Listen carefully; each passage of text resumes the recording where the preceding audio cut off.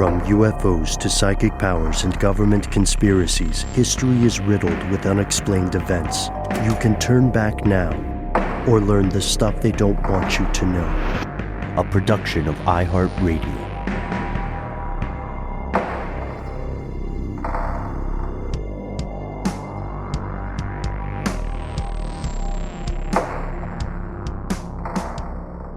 Hello, welcome back to the show. My name is Matt. My name is Noel. They call me Ben. We're joined, as always, with our super producer, Dylan, the Tennessee pal Fagan. Most importantly, you are here. And that makes this the stuff they don't want you to know if you are joining us. The evening, our weekly Strange News program publishes. Welcome to Monday, November 3rd. Spoiler, we're recording this on October 29th, just a few days before the most wonderful holiday of the year, Halloween. Have y'all watched the new It TV series yet? Welcome to Derry. Yeah, of course. You saw the first episode? Yeah. I did, yeah. I think I'm into it. It's a lot, but it's very Halloween-y. I think the second one drops on Halloween day, so I'm looking forward to it. Max, has been really knocking it out of the park. Excited to see that, and especially, now in our current climate, I think a lot of our fellow conspiracy realists, we're looking for escapism, we're looking for good news, we're looking for some kind of justice or recompense, just for the headline. Just because I read this one, and at first I thought it was fake, and I really want to share it with you guys so we have something. It's a nice segue, but it's also so very ridiculous. I'm going to hit you with it now, guys. Yeah. From The Independent by Brian Melly. Pressure builds on Prince Andrew to vacate the mansion he rents for the nominal sum of a peppercorn. Yeah. A lot to unpack there. Only if he is forced to do so. Is that sort of like paying an attorney $1? Like just as it is. Okay. Or if you give someone in your family a car, you have to put $1 on the title. That's right. Yeah. But a peppercorn. Remember we talked about this? Didn't peppercorns used to be a very dear resource that were almost used in trade? Not in trade, but as like currency in a way. Yes, very much so. Yeah. So the place in question is called Royal Lodge. In a burst of creativity, you can look it up online. It's pretty posh. It's opulent.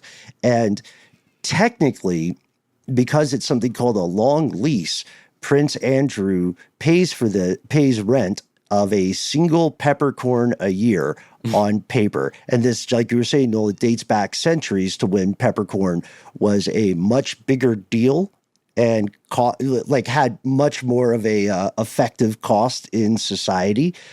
This feels so British to me, and I just love the headline. I'm doing my best not to crack up, and I want to thank any of our listeners who heard that and also chuckled, because it's just, what can you do but laugh at this? We love the art of a good headline. We love the art of a good headline. Now, the reason I say this is a segue is because we have future episodes that are going to be addressing more of the consequences, unfolding hidden angles of the Epstein headline. But you got to say, in a place where the cost of living is rising higher and higher, I'd like to put out a clarion call to anybody in the Atlanta area who's a landowner and wants to help us out. We will gladly pay you a peppercorn to rent a spot. I'll gladly pay you Tuesday for a peppercorn today. Mm-hmm. And we've got so much more strange news to get to today, so we're going to take a pause for a word from our sponsors, and we'll be right back to maybe clear the air.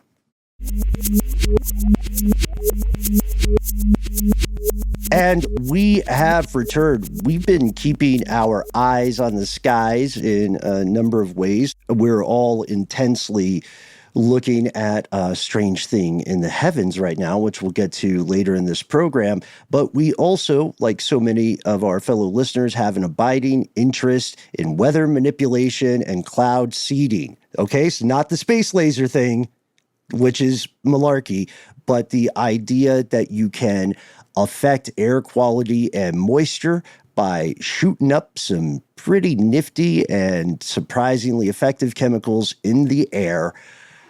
guys, I think it's okay to say it now. Our pal Casey Pegram just got back from China. Did you hear about this? I did not know that. Dude, it's an awesome. amazing story. Yeah. Well, we'll have him on Ridiculous History later and he can tell us all about it. But Casey, this one's for you because not too far away from where you were, I guess, relatively speaking, over in New Delhi, Indian authorities are carrying out a cloud seeding experiment to try to create rainfall and clear the city's toxic air. The air in New Delhi, especially this time of year, is really bad. It's smog-ridden. It's worse than any place you've been to in the U.S. The concept is that if they spray these chemicals into the sky, they'll be able to encourage rain that will wash pollutants from the air. Right now, walking around in New Delhi, depending on the day and time, is just walking in the open air is going to be a lot like chain smoking cigarettes. That's how bad it is at this point. Very poor, I believe, is the official qualitative ranking. Yes, sir. Yep, you nailed it. And that is, we're not kidding, folks, that is the technical term. Before we move on to this one, I wanted to ask you guys for your opinion. What do we think about the idea of cloud seeding or weather modification as a tactic against pollution? I like it. I know the issue maybe is that we don't fully understand how it can affect the larger system, like sort of downstream, I guess, maybe is the concern. And maybe we don't quite have the knowledge or the science to back up sort of keeping it completely contained. Maybe I'm speaking out of school there, but that seems to me to be like the main concern. Otherwise, I don't particularly see any concerns. Well, I don't understand the science behind it. Are they saying they're going to create clouds, which is going to suck up a lot of the particulate matter that is, the smog, all the pollution stuff that's in the air, and then it would rain that stuff down? Won't that be acid and that rain? would be less bad than people breathing the air? No. What's happening here is, and it's a great question, what's happening here is the air quality typically is going to worsen in New Delhi around this time, around every winter, because farmers are burning crop residue in adjacent states, and then the cooler temperatures trap the smoke, and that mixes with industrial emissions and, the exhaust from various different vehicles, often reaching 20 times higher than WHO's official safe limit. And what they're attempting to do with the cloud seeding is not to capture those pollutants, but instead to create rain, to create a moisture flow that will dilute the crap that's already in the air and attempt to mitigate it, wash it away so the rain is absorbing it on its way down to the ground. That's okay. So instead of putting it in the cloud, just hit it with rain. Molecules. Like spraying off your front deck, but then putting it right into the ground and the water sources. Well, that's the thing, and I hadn't really thought about this term in a while, but I just looked it up just to remind myself. Acid rain is still a pollutant and an issue in and of itself, because a lot of these residues and emissions and things that get stuck in the clouds like that do get absorbed into the rain and then rain down and can potentially contaminate the groundwater. So it is kind of like a 6 1/2 dozen of the other kind of issue. Yeah, it's like a 3-card Monte. Because look, the local experts don't 100% agree this is effective. In fact, they accuse the government of conspiring to do something very much like theater. Let's go to Krishna Achyuta Rao, not pronounced like the Italian restaurant of fame.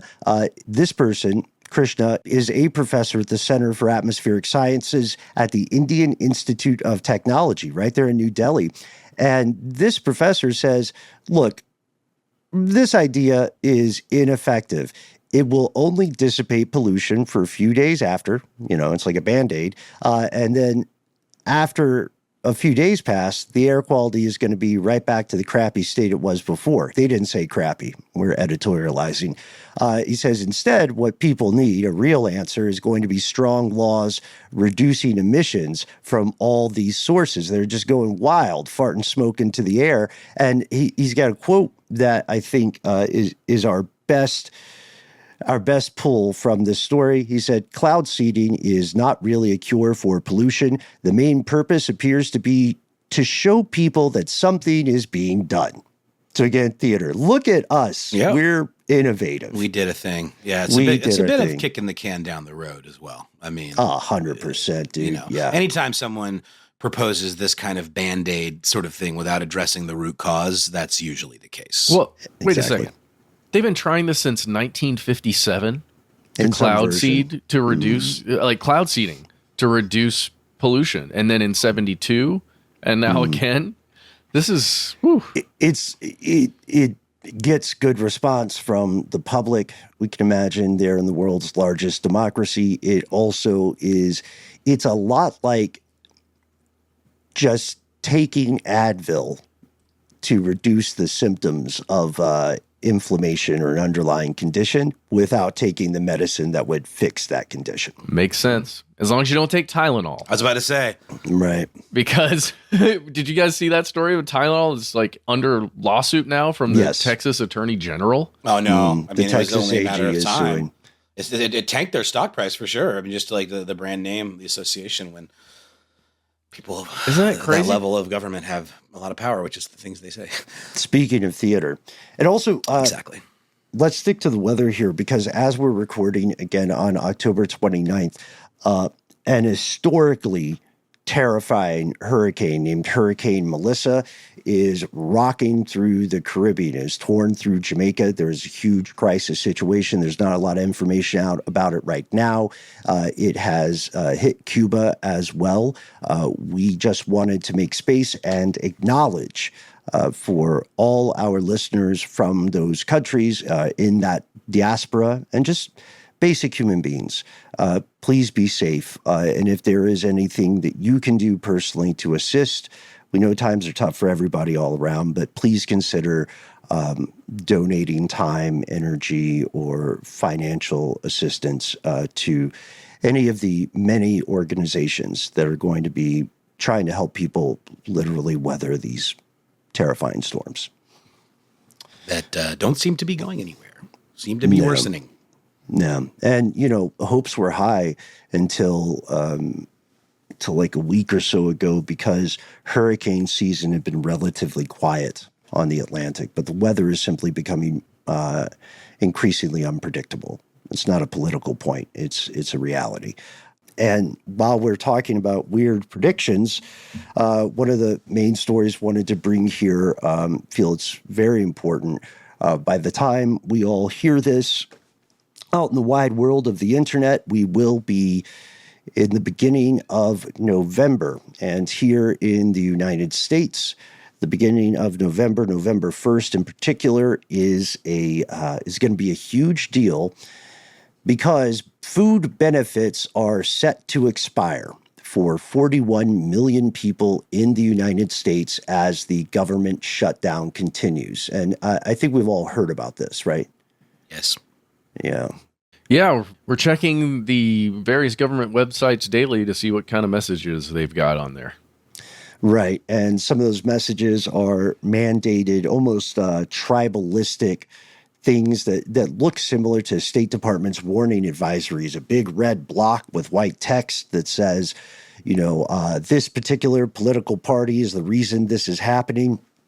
What's happening is being reported with wildly different narratives depending upon your platform or your media provider of choice.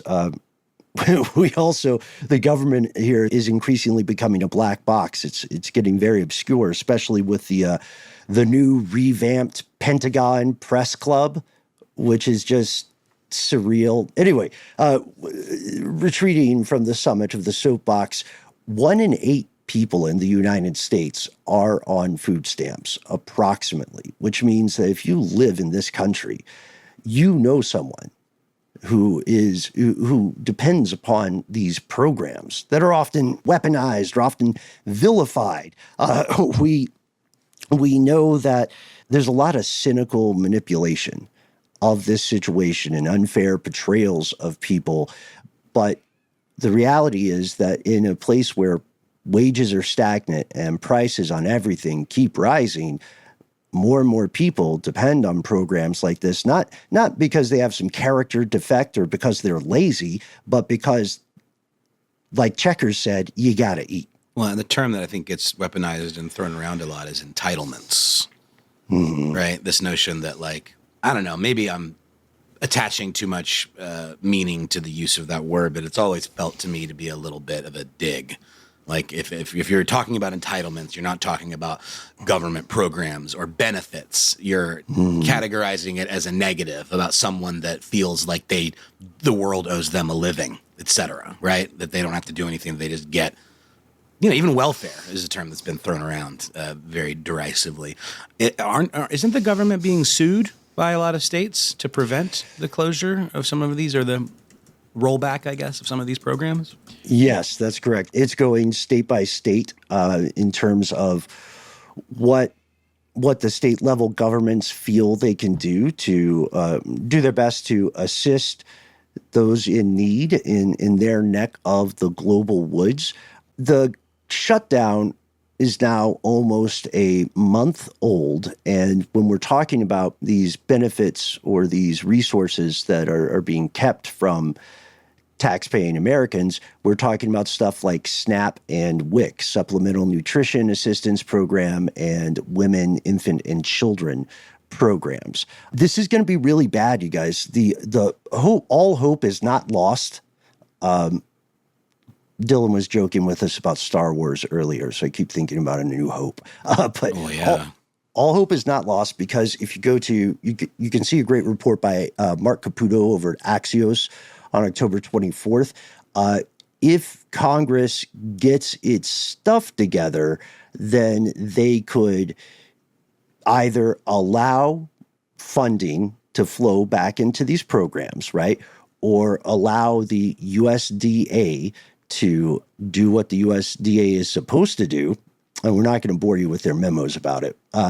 Or they could get together and Congress collectively could end the shutdown, which would mean that 42 million people, many of them children, will have something to eat in November.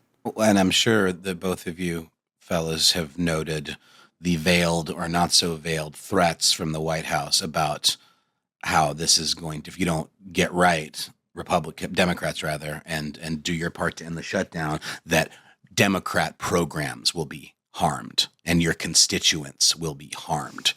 Be a shame if something happened to that WIC program of yours, Categorizing these programs as Democrat programs, it seems like the most derisive and manipulative and awful, heartless kind of rhetoric too. I mean, aren't these programs for the people? Yeah, and insult to injury, that kind of propaganda is also factually inaccurate. If you look at state by state, at where the money goes state by state, you'll see that it gives lie to some of those more bellicose claims. So Ben, you're saying there is hope, and our new only hope now is that Congress functions properly. So easy win, right?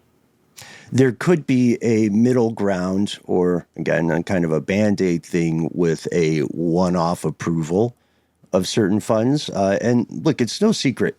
Guys, Uncle Sam has one of the biggest wallets imaginable, right? It just depends on what kind of pitch you can make to the people in charge of the purse strings. So one thing that I would suggest advancing here, and very much not being an expert, is to think of food security as a matter of national security. History proves again and again that what's that old saw, that old figure of speech? Every civilization is 3 hungry days away from revolution. 3 meals away. Yeah. Exactly. Yep. 100%.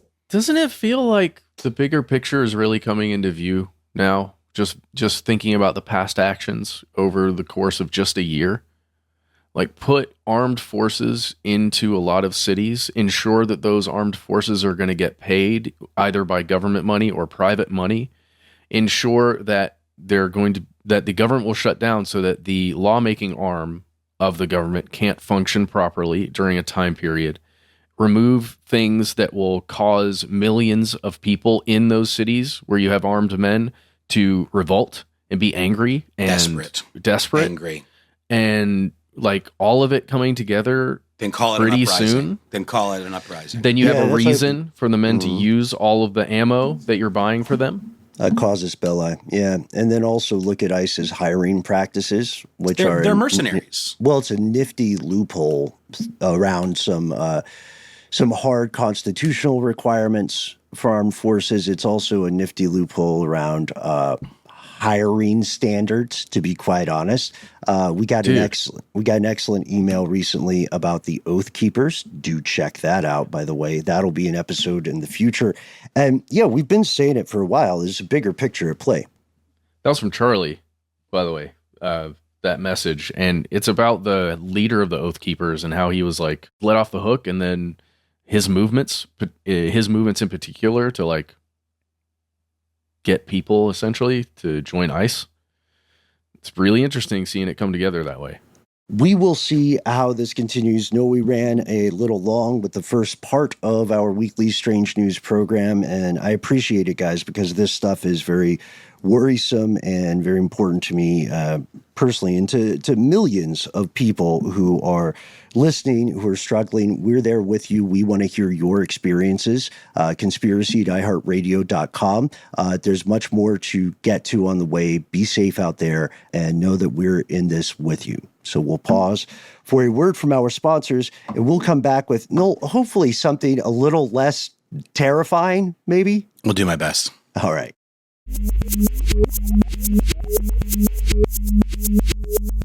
And we have returned. You know what? I'm just going to go ahead and lead off with a quick mention of, I don't know, what you might consider a fun act of terrorism somewhere in Ohio. Let's see, Des Moines, actually, not Ohio, Iowa. A handful of individuals broke into a mink farm and released 2,000 of the critters, who are used, of course, for their pelts.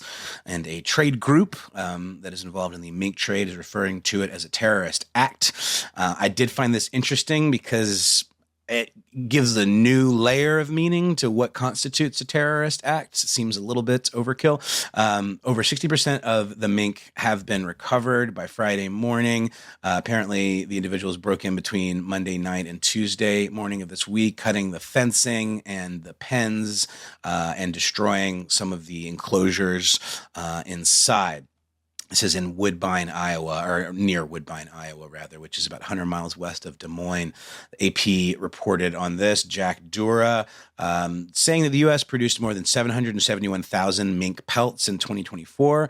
This does represent a decrease in production over the last 10 years, according to the USDA, which does make sense, considering, a lot of the faux pas somewhat of wearing mink. You hear about people from animal rights groups throwing paint on people with mink coats. It just seems to have become a little bit less of a good look. But that's still a whole lot of pelts. I guess I didn't realize that the mink trade, at least as far as I'm concerned, seems to be thriving. Not sure what it used to look like, but that's sure is a lot of animals that are being killed for their pelts. And I'm not, some sort of holistically down on animal use. I eat meat, but sometimes, I don't know, the fur trade does rub me the wrong way a little bit. No pun intended. I don't know. How does it hit you guys, fur trade? I'm kind of historically, I'm a do as thou wilt kind of entity, but I would say, to your point, Noel, it strikes me now as a luxury, not a necessary thing, because there are non-animal products that can provide the same amount of warmth. That's right. That's how it hits me too, Ben. Well said, 100%. Yeah, but on the other side too, man, in earlier centuries, obviously there's still plenty of hunters out there, but people were survival hunting, and part of survival hunting was they had to wear fur. That's right. Just to make it through the winter. But I think I see where your point is, because this, first off, yes, this is, you delivered on that opener. This is an act of good terrorism, because these are not wild mink that are participating in the brutal game of nature. They're being raised on a farm specifically for that purpose. So they have no realistic chance of survival. Well, that's exactly right, Ben, which is another thing that maybe rubs me the wrong way about even the act itself, because they're not going to make it in the wild. So like, are they really doing any favors for the animals? They are going to be recovered, likely. It seems like more of a symbolic act than anything. Apparently, the creatures, are very likely to die due to their domesticated nature in the wild. They would not make it, as you said, Ben. Fur Commission USA Executive Director Chalice Hobbs made that point. This is the last thing I'll say about this one, regarding the idea of this as an act of terrorism. Apparently, mink releases happen in the U.S. on average of twice a year. It says here in the AP piece, people have attacked mink farms similarly and been charged under the Federal Animal Enterprise Terrorism Act, which defines a person as a terrorist if they are trying to impede or ruin an animal operation. Yeah, that's from 2006. So that must be right? A reaction to some extreme animal rights activists. Maybe we can use that legislation against the robots when they begin to harm the human animal operations. Buddy, I think when the robots are rocking, legislation ain't going to be enough. It ain't going to do the trick.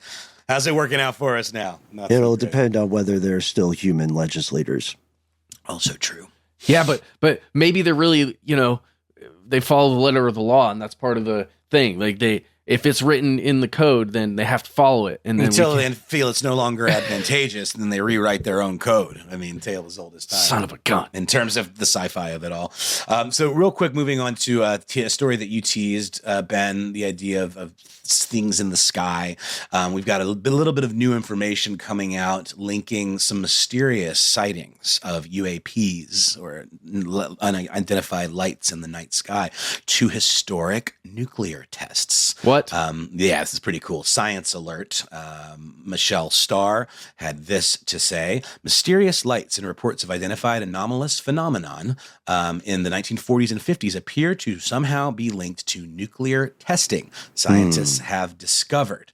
This comes from a study out of Vanderbilt University and also Stockholm University, a joint venture, and anesthesiologist. Not sure why an anesthesiologist is involved here. That's interesting. Stephen Brule of Vanderbilt had this to say: our findings provide additional empirical support for the validity of the UAP phenomenon and its potential connection to nuclear weapons activity, contributing data beyond eyewitness reports. Between 1949 and 1958, and Matt, we were talking off mic about having mentioned this in the past, the Mount Palomar Observatory conducted its first ever Palomar Observatory Sky Survey, the POSS-1, which is a project intended to photograph and map the entire northern sky one sector at a time. Subsequent analysis of these images have shown various, what are being referred to here as transients, points of light that appear in one observation but disappear before the next.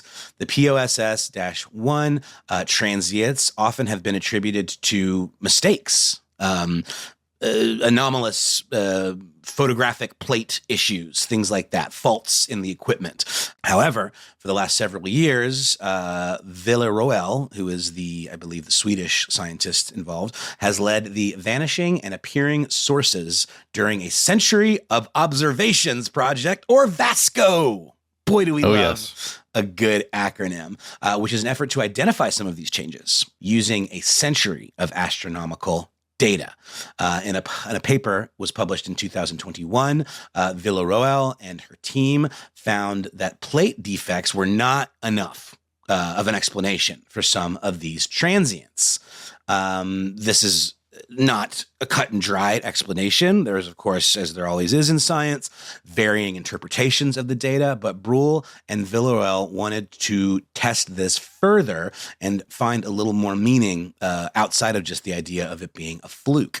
They wanted to see if these transients could be linked to anthropogenic or atmospheric phenomenon, and they focused on above ground nuclear tests that took place during the mid 20th century. So after looking at a particular data set, or creating one that covered 2,718 days, they noted the days on which these transients appeared and then cross-referenced them with dates of known U.S., British, and Soviet above ground nuclear weapons tests, as well as witness reports of UAPs, as the Science Alert article points out, formerly known as UFOs, recorded in the UFO CAT database. And they found that the results were pretty interesting.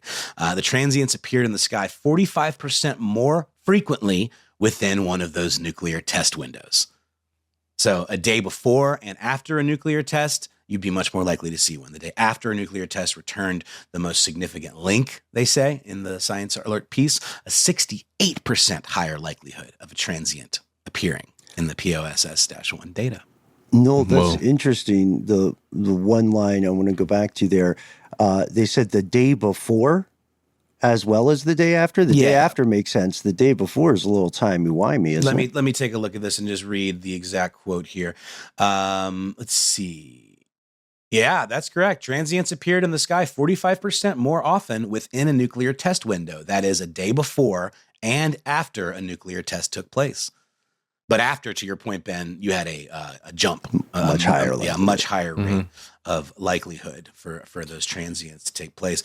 If we want to go weird with it, guys, you can imagine just the concept that some force, some entity, some object that has the ability to be one of those things could potentially have a different viewpoint of time, right? A different way in which they interact with time. I don't know, that's exactly where that's exactly where I'm going, man, because of our long-standing one of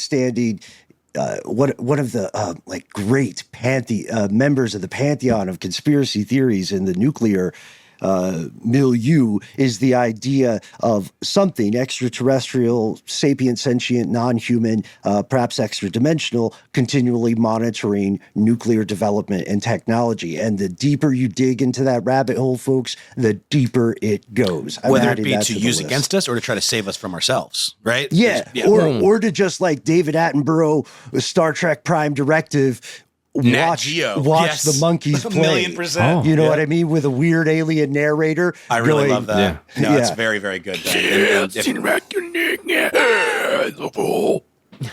the alien language. That is some, what was that, Cthulhu-esque kind of? I got you. Really, the subtitles are, the man-ape human being has harnessed the atom. Oh, look at them. Look at the little monkeys blowing themselves up again.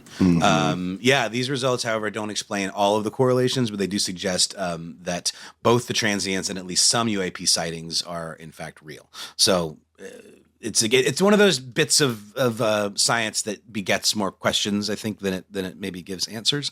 Let's see. Regardless of what transients are ultimately determined to be, the researchers write, our results add to growing evidence supporting the interpretation of transients as real observations rather than as emulsion defects. Yeah. This is just a reminder that when we talked about it before, the first satellite is 1957. So the data there starts 10 years before the first satellite. And when you're talking about something shiny, something that could reflect light in the ways that they're talking about in these plates, there would be no human-made satellites or anything around the Earth at that point. Yeah, and again, this essentially, for all of us fellow non-astronomical experts, this essentially is forensics. They're going back through data that already existed and looking through with a different perspective. So this is immensely valuable stuff, and you never know when you start digging these sorts of rutabagas. You never know what's going to come out of the ground. So I hope the research continues. Ooh! Good transition, Ben. Speaking of stuff coming out of the ground, I only have a second, but I just want to mention this maybe for a further deep dive later. I'm excited about this one. Well, researchers at the Ohio State University have proven, or at least demonstrated through tests, that mushrooms, shiitake mushrooms, or that's what they're using in particular, can be used as data storage media that can process as well as store digital information. This is something that could potentially lead to organic and sustainable computing down the line. Love it. We've talked in the past about mushrooms being used in robotics, that they create these pulses, these neural network kind of blips, and the idea of them being able to communicate through vast distances underground through their, what is it called? Mycelia, I believe. Yes. Mushrooms are fascinating things. And we often say the closest things to aliens that we can see, existing here on this planet. I'm just going to do a quick quote read from this piece from TechSpot by Sky Jacobs. Researchers turn mushrooms into living memory chips for sustainable computers. Mushrooms have long attracted scientific attention for their complex biological networks and resilience across environments. Those same biological systems, researchers found, can be engineered to create something called memristors, devices that retain memory of electrical activity. Memristors already exist in conventional silicon chips, but the Ohio State team sought an organic equivalent that could operate in accordance with the principles of bioelectronics, a growing field that merges biology and computing. And then we were talking briefly about this off mic. You'd mentioned a really cool video that you wanted to send me where it was mushrooms being harnessed to make electronic music. By, I guess, capturing some of these internal electronic signals, these charging signals, right? Yeah, man. Biotechnology is fascinating, especially research like this, because as we see, when human technology evolves, the more sophisticated it becomes, the more frequently it tends to mimic things that already exist in nature. Exactly. Right? That's what that species is figuring out. And hopefully it'll lead to some amazing breakthroughs. We're not just doing this for our human conspiracy realists in the crowd. We're doing it for our fun guys too. Boy. We can't wait to hear your emails your songs, your mushroom songs. We are all fun guys. It's true. Last thing, and then we'll move on to a break. According to researchers, the fungal structures known as mycelia provide a natural substrate for the conduction and storage of electrical signals. In their experiment, mushrooms, including shiitake and button, were cultivated under controlled conditions, then dehydrated to preserve their internal structure. Electrodes were attached to different regions of the caps and stems to record the material's responses to electrical pulses at varying voltages and frequencies. And they found measurements showed that the fungal circuits could toggle between electrical states up to 5,850 times a second, achieving nearly 90% signal retention when used as temporary computer memory, like RAM. It's wild. Your computers are going to, and we know the issue, of course, with RAM and chips and all of that, the rare earth minerals and all of the mining operations and the scarcity and the supply chain of it all. What a cool thing if this were something that might one day be on the table. But then you have to ask yourself, is big tech going to be cool with this? Is big mining going to be cool with this? Forget about them. I'm moving on. I'm breaking up with them. It's time for Big Shroom. Love it. Ooh. Well, let's take a quick word from our sponsor, and then we'll be back with one more segment of Strange News.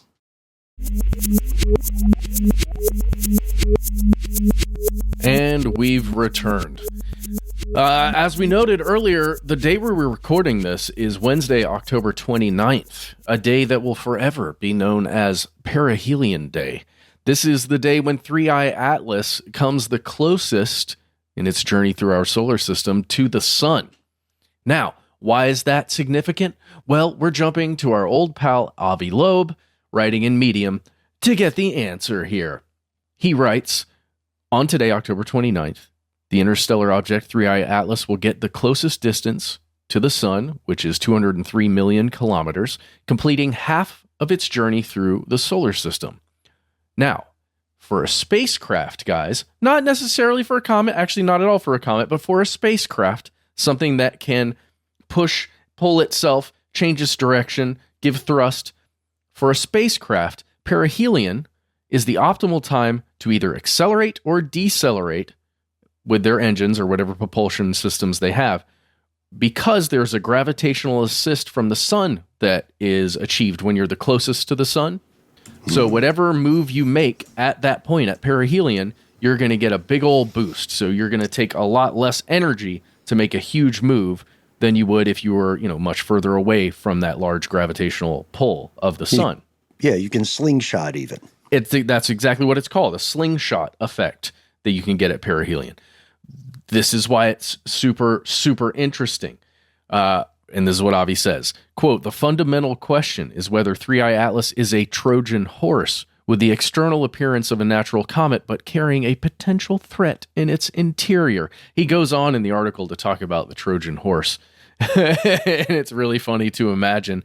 It's funny in my mind to imagine some highly advanced ancient civilization out there in the deep, in some other galaxy, coming up with the idea, what if we make the spaceship look like a comet so people on other planets wouldn't think anything of it until we reach the sun, and then we turn on the engines. Something similar happens in the, kind of similar happens in the sci-fi epic Anathema by Neil Stevenson, wherein, I'm not sure how to say it without spoiling too much, but the idea is that you don't want to spook the locals.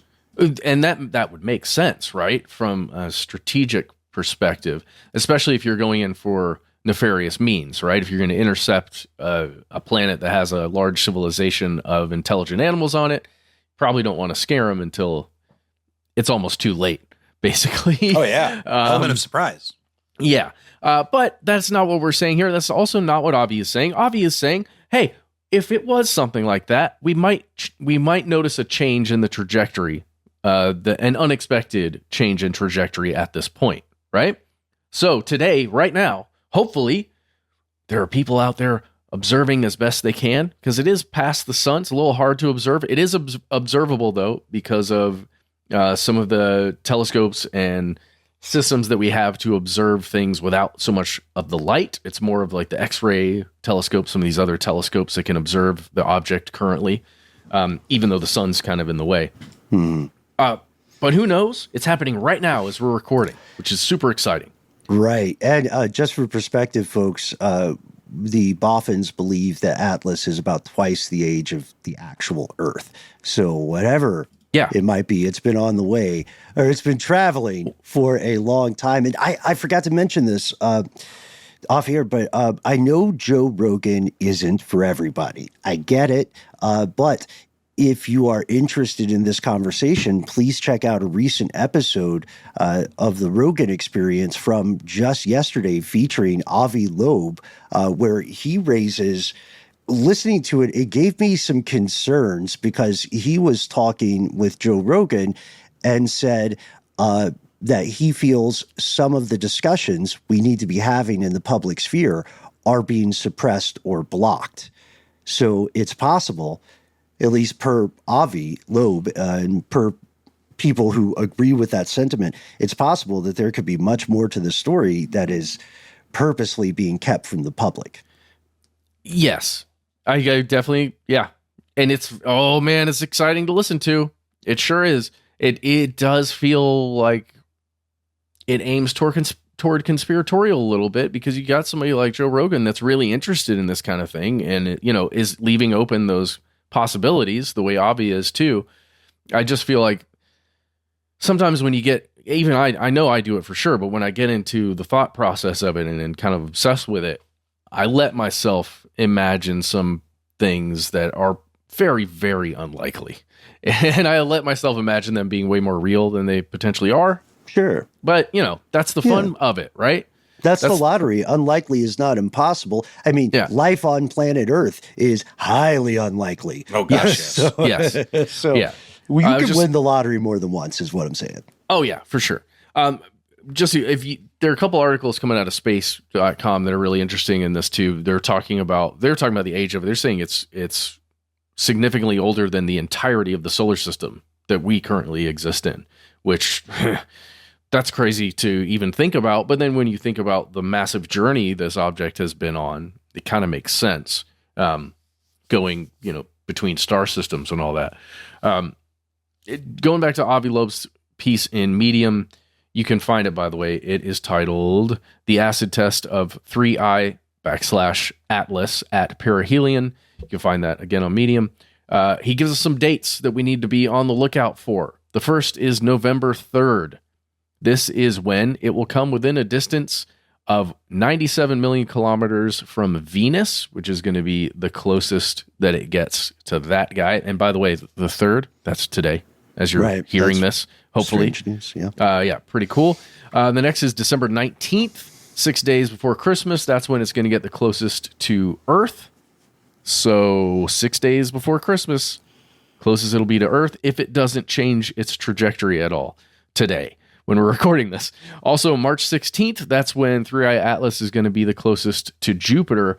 And the coolest thing about when it's close to Jupiter, it's where the Juno spacecraft might be able to image it and actually use some radio antenna to listen, see if 3i Atlas is doing anything fun and with those radio waves. Maybe it is. Ooh, it makes me so excited. It's spooky, but it's very exciting. It's very cool. Oh, there is one other thing that Avi says in here. I think it's just a little Halloween statement. He says, is 3i Atlas wearing a costume of a comet, or is it truly an icy rock of natural origin? Maybe it's wearing a costume, you guys. You can go further and further into this. It's a huge rabbit hole. The peaceinspace.com, which you can also look up, awakening an interstellar wanderer, surprising nickel detection in Comet 3i Atlas. This is super cool to me as a thought experiment, guys, because these folks down in Chile at the Very Large Telescope early on noticed that 3i Atlas was emitting nickel. They saw the chemical signature of nickel, and essentially a cloud of nickel in you would call it an atmosphere around this thing. It's not a true atmosphere, but almost a cloud of nickel around it as it's traveling. Aura. Mm-hmm. It's giving nickel. Oh yeah. Yes. Before it's even interacting enough with the heat from the sun to create the tails that we talked about previously. But this concept of a small medium of nickel through which this thing is traveling through space. Guys, does it remind you of any like version of travel that's been thought about in sci-fi?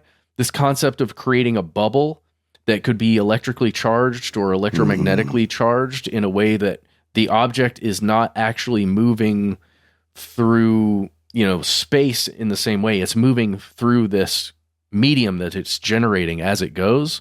So while then mitigating gravity. Yeah. So the medium itself is the thing that could potentially even travel at near speed of light or speed of light kind of thing. And then the vehicle inside is just inside that.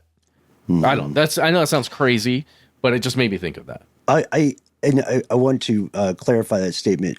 Mitigating the effects of gravity. Yes. Rather than not actually mitigating general gravity, but more so meaning that if there were something inside, it would be able to potentially survive some otherwise damaging forces. Yes.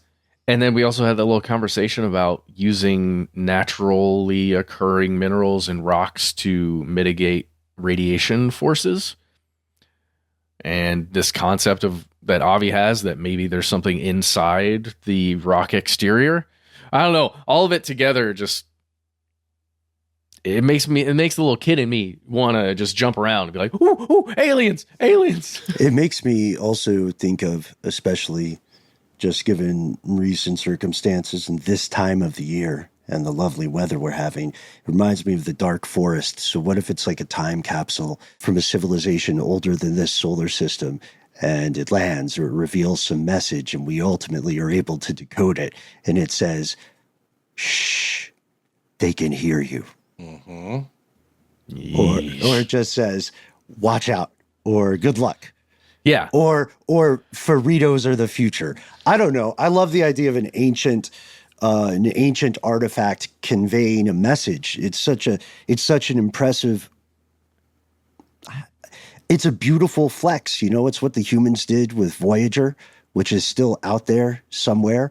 And I keep thinking of, the idea, like, what if some other civilization essentially sent out into the ink their own kind of press junket or pitch pack about themselves? Because that's what the humans did. They're like, hey, here's some music we like.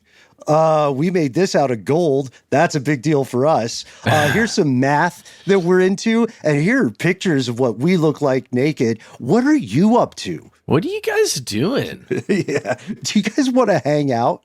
Our schedule's pretty open unless we blow ourselves up.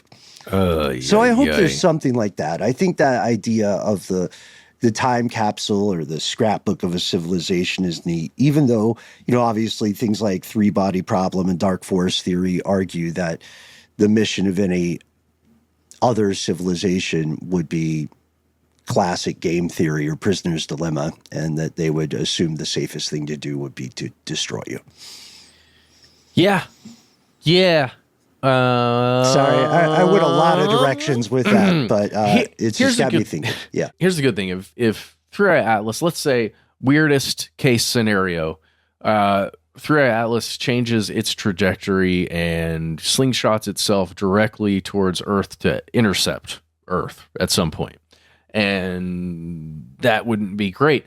The good thing is there's some people on the case. The International Asteroid Warning Network is officially starting a campaign to observe the object as much as possible and use basically its techniques to get all of the astrometric measurements, all the things that you will use to track this object. They're going to use that in tracking other potential threats of like asteroids, right? And things that we know will be a threat at some point to Earth.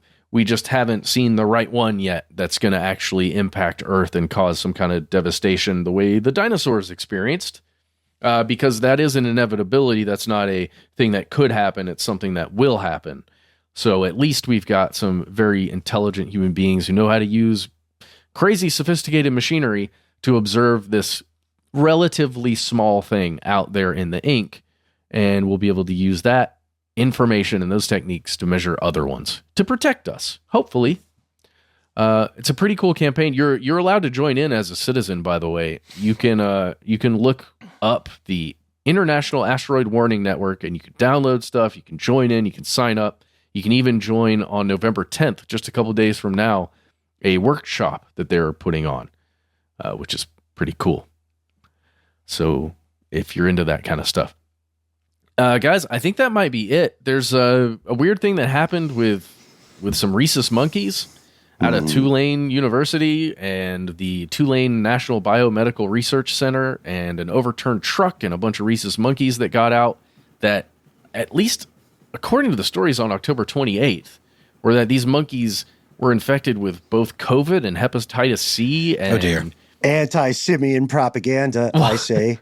Well, it was really weird because it was the truck driver that was like, right. You guys, Sheriff, you got to get these things. They were super dangerous. They got hep C and COVID. You got to take them out. And they're aggressive. Yes. Officer. Yeah. They're dangerous is what he said. So then the sheriff's department was like, oh, okay, we're on it. Let's go monkey hunting, I guess, in Mississippi.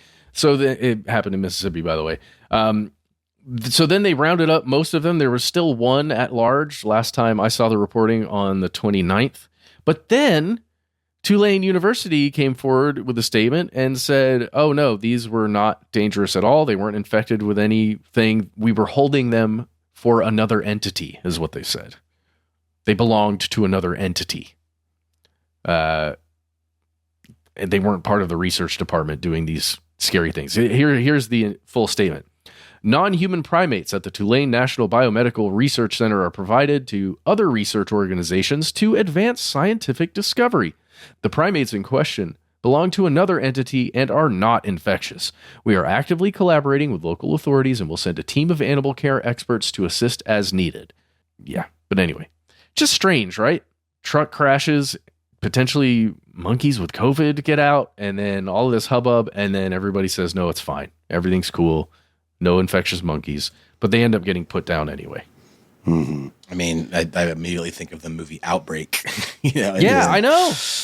I also think of, I have such a soft spot for underdogs, the cows that escape the farms, the last monkey here. So, man, whatever your name is, run free, get out there.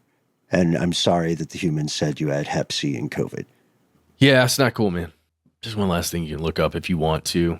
You look up CNN, White House fires commission charged with advising the president on design as the president pushes construction projects. The one thing I noticed in this, and it's not a huge deal, just look at the arch that is proposed to be built there. Just look at it really closely, and then go to Wikipedia or wherever, not Grokpedia, go to Wikipedia and look at historical images of proposed buildings in, let's say, the mid to late 1930s. Just going to leave that one right there for you. Just look at it. It doesn't mean anything. Just look at it. Mm-hmm. And with that, we want to thank you for joining us as we hurtle headlong toward the end of 2025 and the beginning of 2026. We cannot wait to hear your thoughts. Thanks to everybody who's reached out and contacted us, reacting to maybe a story from here or inspiring an episode in the future. We love hearing from you. It makes our evening. So join the show. You can find us online. You can call us on the phone. You can send us an email. That's right. You can find us at the handle Conspiracy Stuff, where we exist on Facebook with our Facebook group. Here's where it gets crazy. On X, FKA, Twitter, and on YouTube, where we have video content for your perusing enjoyment. On Instagram and TikTok, however, we're Conspiracy Stuff Show. We have a phone number. It is 1-833-STDWYTK. When you call in, give yourself a cool nickname and let us know within the message if we can use your name and message and voice on the air. When you call in, do try to keep it as self-contained as possible into one, 3-minute or less message. That would be fantastic. That helps us out a ton so we can put them together as a little package and use it on our listener mail episodes. Sometimes when there are a bunch of them together that are, pretty long, it just makes that process a little untenable, basically. And we want to get you on the air when you've got stuff to say. So that would be a huge help. If you don't want to call in a voicemail line, maybe you want to send us an email. You can. We are the entities that read each piece of correspondence we receive. Be well aware, yet unafraid. Sometimes the void writes back. More and more often, by the way, and we've got several great correspondencies going on now. A question for everybody in the crowd, and please hit us up on the email address for this. Have you heard about these rounds of mass layoffs hitting the United States? Amazon laid off 30,000 people. Target, Walmart, UPS are laying people off. The concept of the K-shaped economy is real, and maybe something we'll get to in a future episode. So we want to hear your thoughts on that as the research continues. Join us here in the dark. Conspiracy at iHeartRadio.com.